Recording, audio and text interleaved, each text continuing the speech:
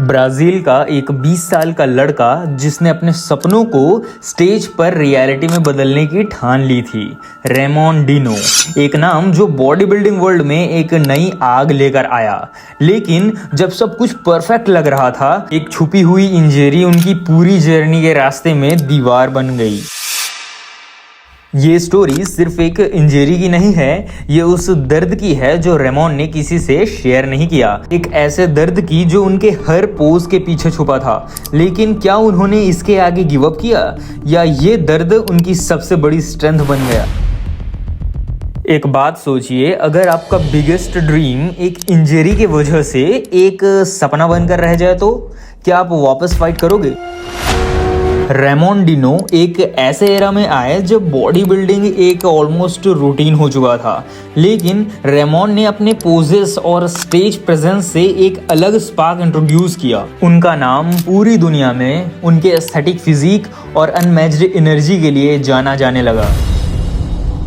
Stage पे हर बार Ramon का एक ही गोल होता था, लोग उन्हें देखकर सिर्फ एक बात बोले, this guy is the future. लेकिन सक्सेस के पीछे हमेशा एक अनसीन सैक्रिफाइस होती है, और रेमॉन डिनो के लिए वो सैक्रिफाइस उनके लोअर बैक इंजरी की वजह से और भी ज्यादा पेनफुल थी। एक इंटेंस ट्रेनिंग के दौरान उनका लोअर बैक लॉक हो गया। पेन इतना इंटेंस था कि रेमॉन ने उस दिन वॉक करना बंद कर दिया था। लेकिन उस मूवमेंट पे उन्होंने किसी को कुछ नहीं बताया, ना अपनी टीम को, ना अपने फैमिली को। आप सोच रहे होंगे क्यों? क्योंकि कभी कभी दर्द शेयर करने का मतलब होता है लोगों का डाउट करना शुरू करना। रेमॉन के लिए ये एक ईगो का नहीं, लेगेसी का सवाल था। पर क्या ये चुप रहना उनके करियर के लिए सही था? आगे जो होने वाला था वो रेमॉन के लिए एक रियल टेस्ट था। जब बाकी एथलीट्स अपने इंजरीज के बारे में ओपनली बात करते, रेमॉन ने अपने पेन को एक सीक्रेट बना के रखा। ब्राजील के एक छोटे से सिटी से आए रेमॉन के लिए दुनिया के सबसे बड़े स्टेजेस पे compete करना एक ड्रीम था। लेकिन उनका एक पर्सनल मोटो था, दुनिया के सामने सिर्फ स्ट्रेंथ दिखानी है, वीकनेस नहीं। Psycho session, acupuncture and therapy, ये सब रेमॉन की डेली रूटीन बन चुकी थी। लेकिन हर रिकवरी सेशन के बीच उनके माइंड में सिर्फ एक ही सवाल घूमता था, क्या मैं वापस अपनी पीक फॉर्म पे आ पाऊंगा?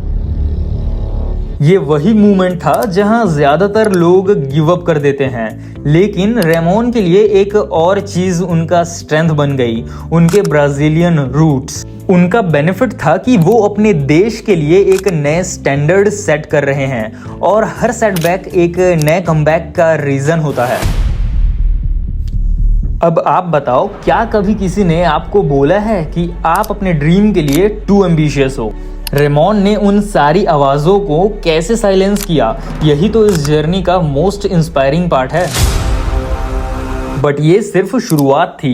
रियल बैटल तब आई जब रेमॉन के सामने एक इम्पॉसिबल कंपटीशन की डेट सेट हुई।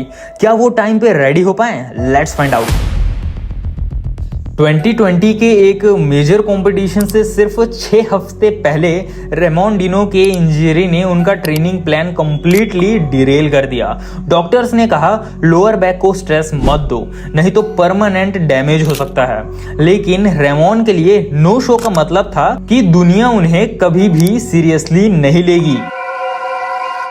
उन्होंने एक अनकन्वेंशनल प्लान बनाया, ज्यादा कार्डियो और हाई रैप ट्रेनिंग, मतलब अपने कोर और स्टेबिलिटी पे पूरा फोकस।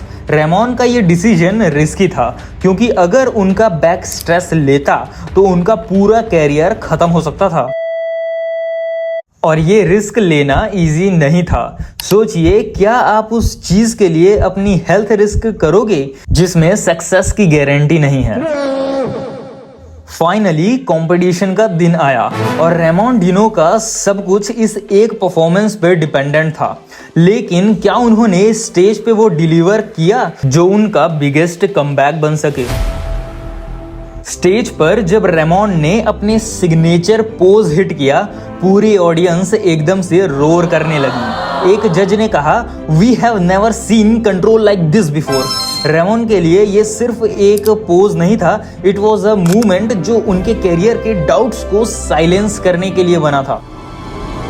और उस मूवमेंट में रेमोन ने दुनिया को एक बात सिखाई, ग्रेटनेस का मतलब सिर्फ मसल्स नहीं, मेंटल रेजिलियंस भी होती है। ये लेगेसी मूवमेंट रेमोन के लिए सिर्फ एक विक्ट्री नहीं, एक साइलेंट मैसेज था कि इंजरीज सिर्फ आपको तोड़ती नहीं, अगर सही हैंडल करो तो वो आपको अनबीटेबल बनाती है।